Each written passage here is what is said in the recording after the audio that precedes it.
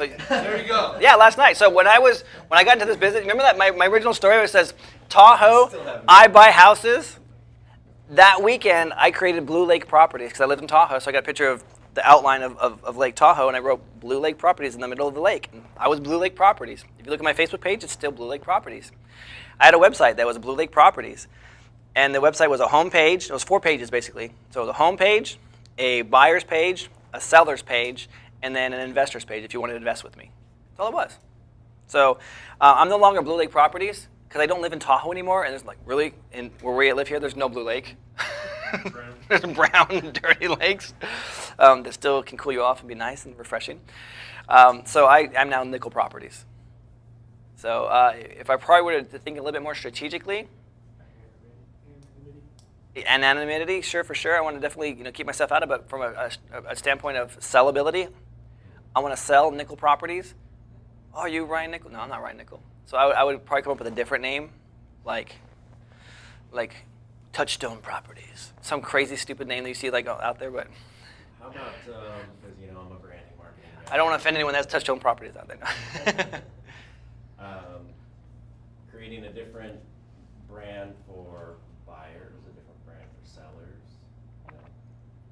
a different brand for coaching. You got like 3 business cards. Yeah, So it does create more overhead. So right now, so you're going to see this when we talk about marketing. So I have it really is a challenge because I have Bootstrap REI, I have my personal page, and then I also have Nickel Properties. I can post the same content for Nickel Properties of a seller saying, I'm so happy Ryan did this for me. I can post that same content into Bootstrap REI. Hey guys, look what the seller just did, and get a bunch of high fives like, oh, that's awesome, Ryan. I can also put it on my homepage, and people can see it. So what happens is like, which one really am I going to get the most traction in? Who's my audience? So I can see what you're saying, like for your audience.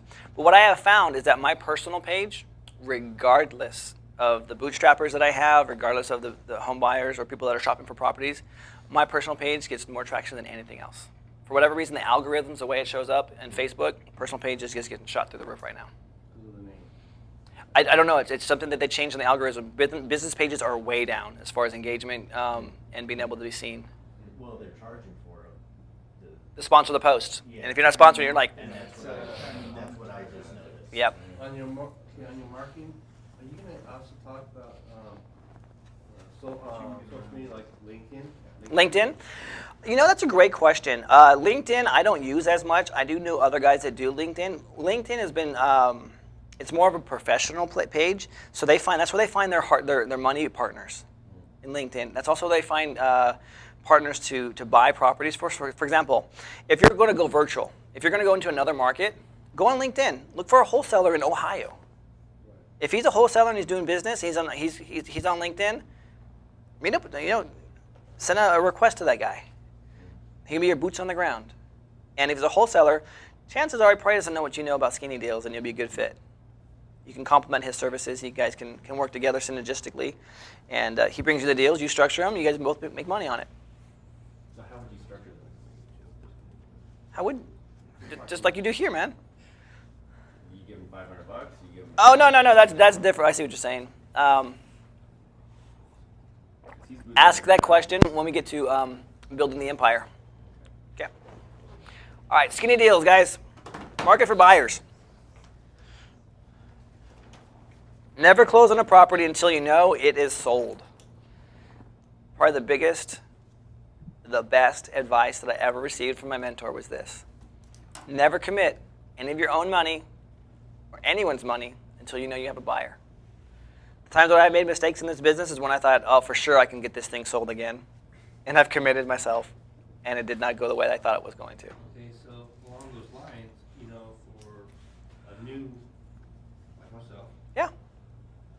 going into a property, I get a contract, but I don't have a buyer. Perfect. I'm glad you asked that. I'm glad Because we're going to talk about that in just a second. All right. Yep. His question was, I'm brand new. I don't have any buyers. I'm in contract. What do I do? Contract is not a commitment. A commitment is closing. A Contract says, hey, I'm interested. You know, and I guess getting my head around that. Yeah. I looked at that contract. Okay, that's my commitment. But It's your commitment, there's contingencies to you. Yeah. You're not stuck. But your Yeah. inspection. You're not married. You're engaged. engagement's expensive too. But in this case, yeah. I Yeah. understand what you're saying. Gotcha. So when you do this, you want to make sure you have multiple backup offers in case one falls out. Like, we're in Porterville driving down. I don't want this property. I'm like, oh, crap, my wife's going to kill me. I left her, and I'm not going to make any money. Mhm. So, And when you say close, you mean that you're giving money at closing? title changes hands. Title changes hands. 'Cause that's taking responsibility or liability. Taking ownership. Yeah. So until ownership has changed hands, you're just interested. So the question to wholesale or to seller finance, we've talked about that, how to determine between the two. So when you're wholesaling, you're going to market for the buyer. So ideally, you would have already had the buyer in mind, or you already walked the property with them before you go into contract if you don't have a buyer. It's a great way to develop a relationship with buyers, is to bring them with you. So get out there, start networking, start talking to these buyers, get to know these guys. If you're not marketing the contract, this is so critical, guys. Because aside from Gary, we are not licensed real estate agents. We do not market properties that we do not own. You are marketing the contract. That is critical. And you'll see wholesalers, I got this property, I got this. You don't represent anybody other than yourself, and you don't sell any properties other than what you own. So you're not selling properties, you're selling the contract. You can say, I have a contract for a 2-bedroom, 1-bath, 400 square foot home. This is my contract price.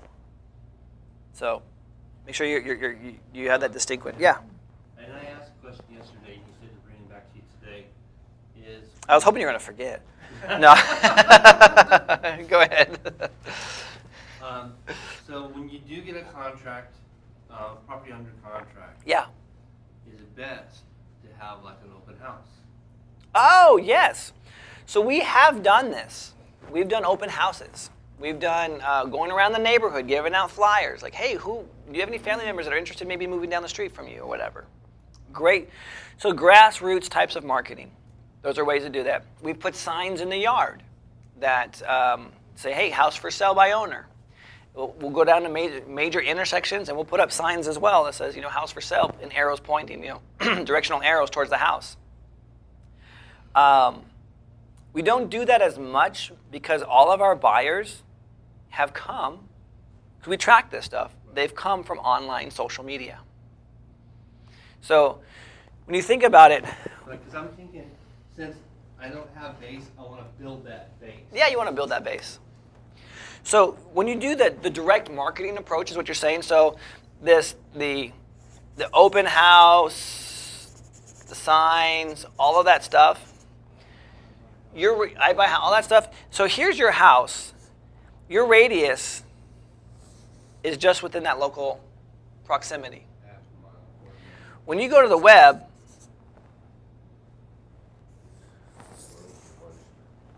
exactly right. I have had guys drive up this Oroville house, a different Oroville house. I had a guy drive up from Los Angeles because he saw the ad. Why was he looking? His daughter just had a baby and he wants to move closer to her. He's looking in Chico, Oroville area. Drove all the way up, saw the house, realized the house wasn't for him, gave me his card, gave me his number, says, I have cash in the bank, I can put $15,000 down. This house is a little bit more than I want to bite off because of the repairs. Let me know when you have something. Guy would have never found it from a street sign. Mulberry. What? Mulberry. Mulberry. Same thing. Oh, brilliant example. Mulberry. Video walkthrough on Facebook Live. Mom sees it. Hey, my daughter's right there. I'm going to tell her to come on over. She's looking for a property. Came over, had cash. We bought the house same day. Well, mom was in Yuba City. Yuba City, yeah. That's where she saw it. And this was in Porterville. Yep. So her mom 6 miles, 6 hours away. Yeah. follower of your Bootstrap page? Personal friend on Facebook. Do you get buyers that are just like buyers looking for a house on your Bootstrap page? Because that's more marketing. Never on Bootstrap, no. No. Bootstrap is for investors looking to increase their So you business. don't really keep a buyer.